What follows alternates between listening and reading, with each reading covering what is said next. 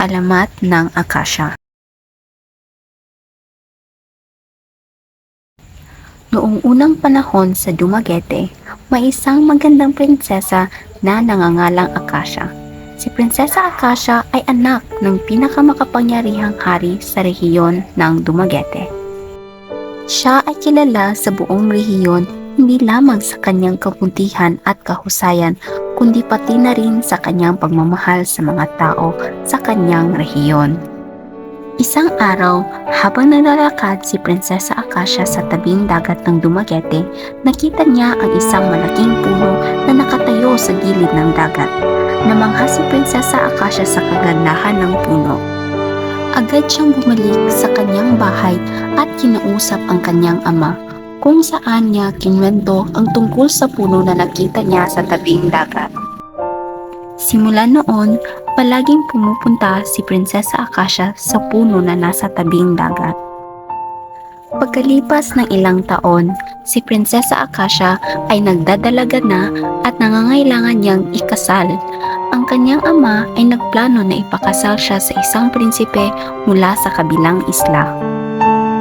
Nang malaman ito ni Prinsesa Akasya, siya ay humahagulhol at nakiusap sa kanyang ama na huwag siyang ikasal dahil ayaw niyang iwan ang puno na nasa tabing dagat.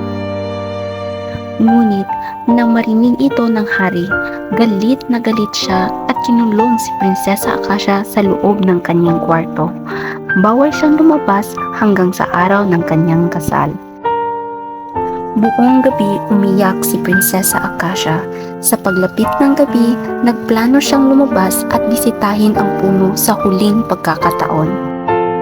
Lumabas siya sa bintana at pumunta sa tabing dagat kung saan naroon ang malaking puno.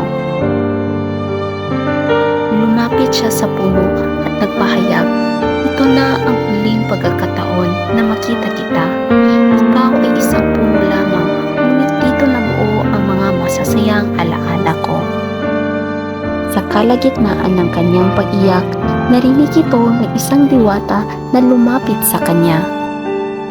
"Prinsesa Akasya," tawag ng diwata, "narinig ko ang iyong kalungkutan. Nais mo bang makasama ang puno na ito sa iyong buong buhay?" Buong puso tinanggap ni Prinsesa Akasya ang alok ng diwata. Sa isang iglap, nawala sila pareho. Kinaumagahan, lumabas ang hari at nakita niya na dumami ang mga puno sa tabing dagat at ang mga ito ay namumulaklak. Nahagip ang hari ang mga damit ni Prinsesa Akasya sa tabi ng malaking puno.